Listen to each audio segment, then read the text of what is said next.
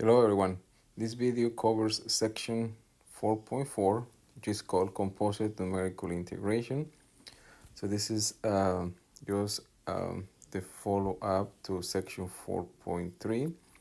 Most of the formulas from section 4.3 will be used here, where we're gonna go and do a deeper analysis. So last time, just to refresh your memory, the two main methods we look into were the trapezoid or trapezoidal rule and also Simpson's rule. So those were the two main algorithms that we learned last time. You learn how to derive this using either Lagrange polynomials or Taylor polynomials, and you also learn to find the error functions corresponding to each method. Okay. So now, just to refresh your memory of what we did last time, so let's integrate this using a Simpson's rule. And for Simpson's rule, here we have a is equals to 0 and b equals to 16. Those are the limits of integration. Remember that this was equals to x0 and this was equals to x2. So the value for h here, it will be 16 minus 0 divided by 2, which is 8. Then the formula for Simpson's rule, remember, was h over 3, and then it was f of x0 plus 4f of x1 plus f of x2. Right, so here the interval, you start in 0, then you go to a, and then you end in 16. So this was this is x0, this is x1, and this is x2. So then if we evaluate this, this should be 8 over 3. And then this will be f of 0 plus 4 of 8, f of a, 4 times f of a, and then times f of 16. Okay. And once you plug in the value, this is a over 3 times 0 plus 4 times the square root of a plus the square root of 16, which is 4. And this is around 40.83, 6556. Again, this is exactly what we did last time. So there's nothing new so far. Now let's compare this with the exact solution. And the exact solution, the integral from 0 to 16 of the square root of x dx is equals to 2/3 x to the 3/2 from 0 to 16. And you should check that this is 42.66667.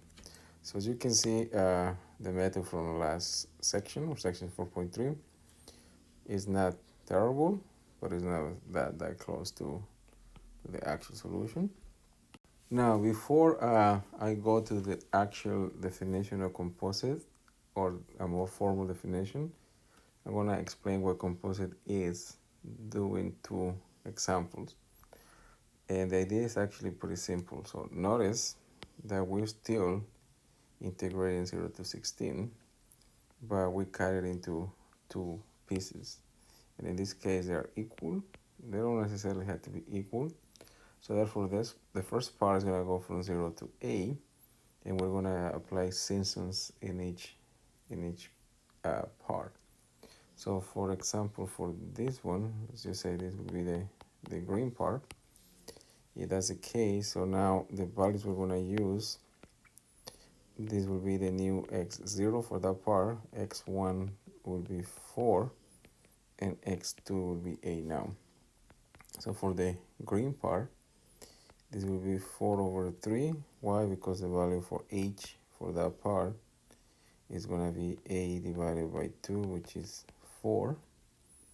And then this will be f of 0 plus 4f of 4, and then plus f of a. So that represents the green part. So the green part is approximated by this. It's the exact same method we did here, and the exact same method we did in 4.3. So then let's call this the yellow part. We're gonna do the same thing for this one. So this still will be plus 4/3. The value for h is gonna be the same. Why? Because here h will be 16 minus a divided by 2, which is still 4. But now this will be 4 times f of a. I mean 4/3 times f of a plus 4 f of 12, and then plus f16. Okay. And then notice here, and this is where we're going, if you factor whatever you can out, then this will give you f of 0 plus 4f of 4 plus 2 f of a plus 4f of 12, and then finally plus f of 16. And here is very important that you notice how this one is not multiplied by anything, which is the first one or the last one, and then we alternate from 4 to 4. This is the exact same method that you saw in calculus 2. So once you simplify everything, this is around 42.017688, which you can see that this one is now closer to the exact solution than this one was. So now, if instead of cutting it in just 2 parts, we do 4 parts, which means we divide this again into 2 parts. So if we do that, then the value for h is going to be now 4 minus 0/2, which will just give you 2. Now, if we apply Simpson's rule to each integral, so we're going to do this formula now 4 times, but the step size is now smaller. We would end up, for the first one, this will be 2/3, and then this will be f of 0 plus 4f of 2, and then finally f of 4. So that will be the integral just for this part. And if you do this 3 more times, you check this yourselves, and once you simplify everything, you can factor the 2/3. It will give you f of 0 plus 4f of 2, then plus 2 f of 4 plus 4f of 6 plus 2f of a plus 4f of 10 plus 2f of 12 plus 4f of 14, and finally f of 16, which is exactly the same pattern that I told you was going to happen. And once you simplify all of this, this is around 42.437393, which you can see is much closer to the exact solution, which was 42.66667. Okay, so therefore this is what we mean by composite. Composite means you break the interval into smaller intervals and you apply the either Simpson's or trapezoid or any of the other methods from section 4.3 to each interval.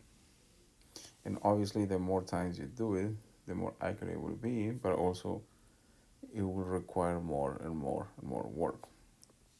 Okay, so this should not be surprising, because in essence what you're doing is, instead of using, let's say, 2 rectangles to approximate it, now you're approximating using 4 or 6 or 8 and so forth. So the more you have, the more accurate that it will be. All right, so now let's look to the formal definition. All right, so the formal definition, which is what we just did 3 times in the previous example, is this. So the integral from 0 to, from a to b, or f of x dx, you're gonna use either Simpson's trapezoid or any of the other methods, and you're gonna divide into n over 2 intervals, and then you're gonna apply the method to each of those intervals. And this is just a fancy way of writing the Simpson's method. And remember that this was the error function for Simpson's rule, where here x of 2j minus 2 has to be between Cassie I, or moreover, Cassie I has to be between x of 2j minus 2 and x of 2j. So then this can be simplified to h over 3, then it will be f of x 0 plus 2, the sum from j equals to 1 to n over 2 minus 1 of f of x of 2j plus 4, the sum from j equals to 1 to n over 2 of f of x of 2j minus 1, and then the last value, which is b, or f of x n. Okay, all of this minus, you also had to sum the error formula, so it will be minus h over 90, the sum from j equals to 1 to n over 2 of the fourth derivative of Cassie j. Okay, so let's look to the error formula, or the error function, sorry. So the error function is supposed to be h to the fifth. I mean, that's what we have here, h to the fifth power over 90 times the sum from j equals to 1 to n over 2 of the fourth derivative evaluated at Cassie j, where j is equals to 1, 2, all the way to n over 2. Now, by the intermediate value theorem, we get the following, that the minimum value between a and b of the fourth derivative of this has to be less than or equals to the fourth derivative of Cassie j, and obviously this has to be less than the maximum for all the x between a and b of the fourth derivative of the function f of x. Right, so then if we sum both sides, so this implies that the sum, okay, the sum from j equals to 1 to n over 2 of the minimum x between a and b of the fourth derivative has to be less than or equals than the sum to n over 2 of the fourth derivative of evaluated at Cassie j, and obviously this has to be less than or equals to the sum from j equals to 1 to n over 2 of the maximum. So all we're doing is pretty much sum from j equals to 1 to n over 2 in the inequality, and you'll see why in a second. Remember that the minimum value of a function is just one of them, so therefore if you sum something, remember from pre-calculus, the sum of c from j equals to 1 to n is just equals to c times n. So therefore, from here, this will be n over 2 times whatever this what? The minimum will go there. This will be less than or equals to the sum from j equals to 1 to n over 2 of the fourth derivative of Cassie j. And in the other side is going to be the same idea. This will be less than n over 2 times whatever is the maximum value will go there.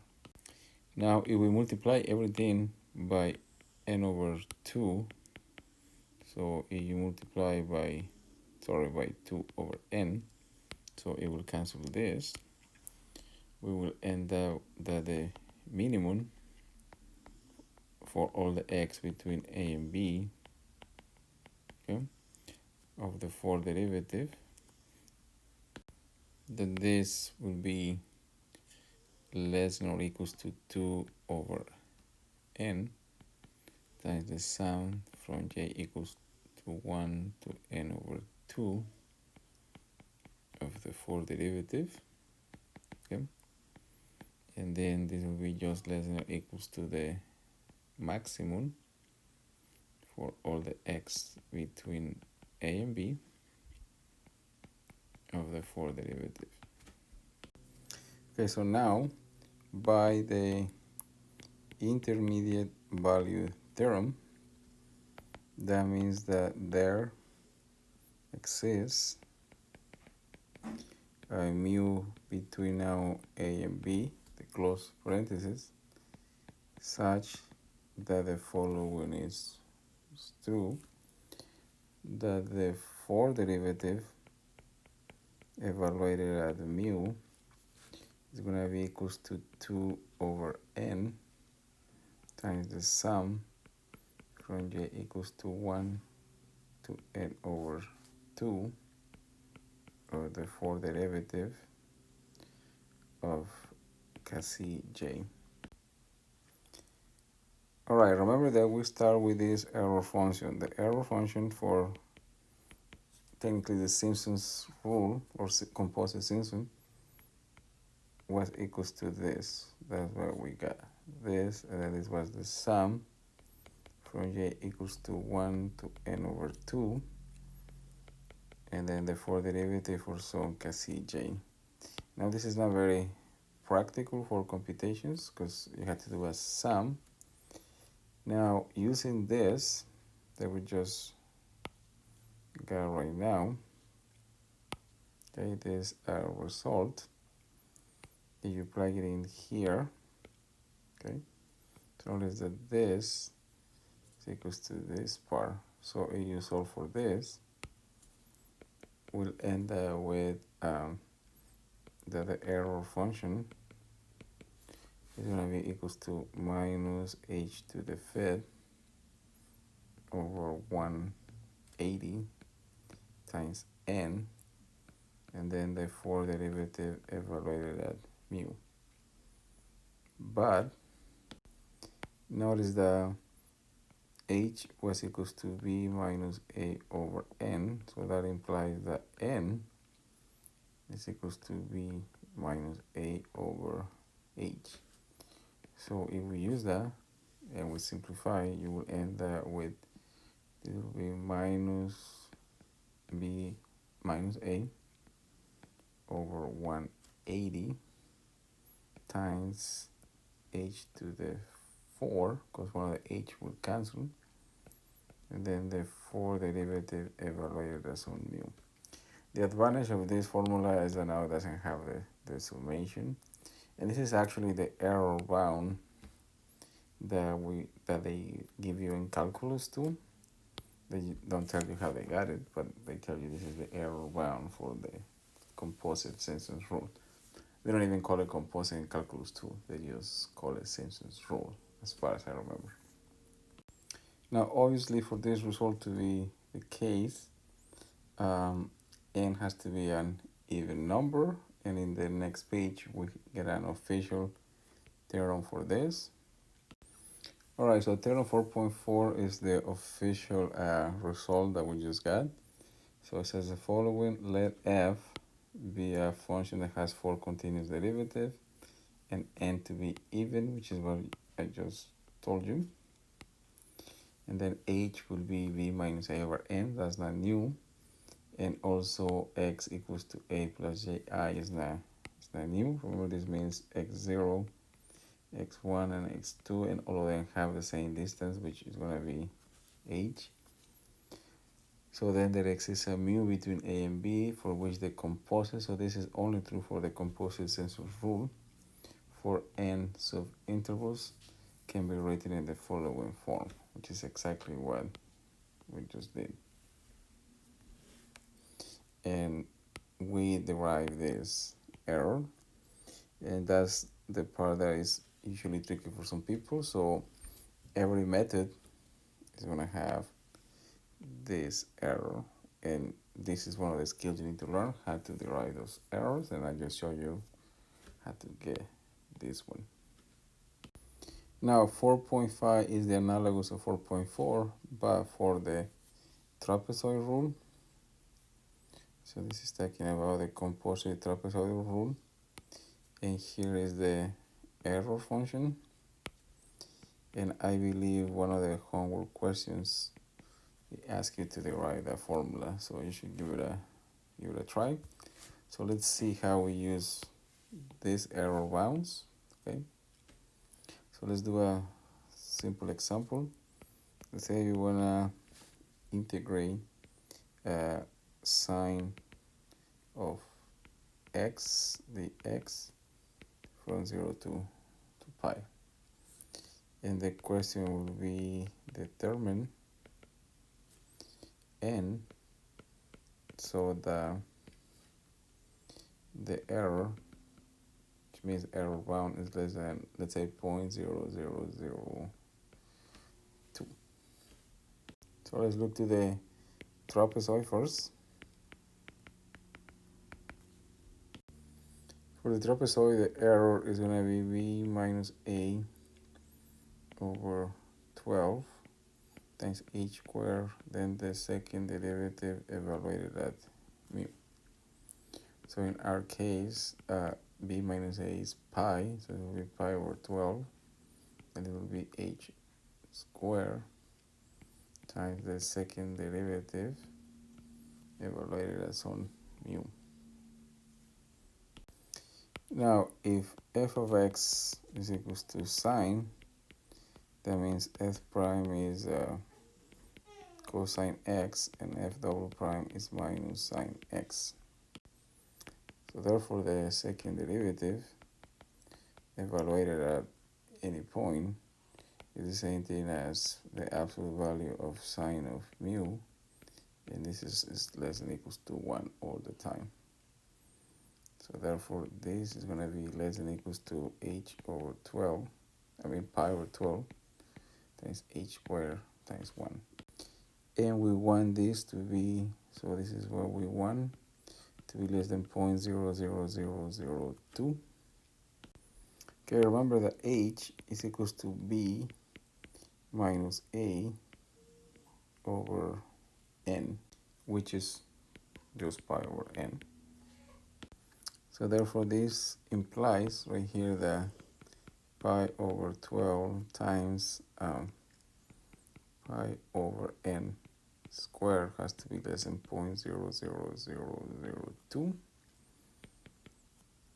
Therefore, this means that 12 over pi cube times n squared has to be greater than 1 over 0.00002. So this is just basic algebra. So this implies that n squared has to be bigger than pi over 3 divided by 12 times 0.0002. And if you solve for n has to be around, has to be greater than 3059.4340, which is around 360. So that's the minimum number of That's the minimum value for n. Now, if we do the same thing for Simpson's rule, so for Simpson's rule, or composite Simpsons, so Simpson composite. Remember, the error bound is going to be now pi over 180 h to the 4 times the 4 derivative of mu. Now the 4 derivative of this function is equals to minus cosine x, which in absolute value, this is still less than equals to 1 for all the values. So therefore this is going to be less than or equals to pi h to the 4 over 180.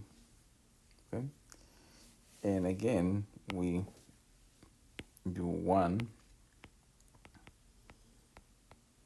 this to be less than 0.0002. So once you solve for n using the same method we did here, you're going to have that n has to be bigger than pi to the 5th power divided by 180 times 0.0002, and then you need the 4 root of this, and this is 17.07, which would be 17. That would be the smallest value for n. What you can see is considerably lower than this one.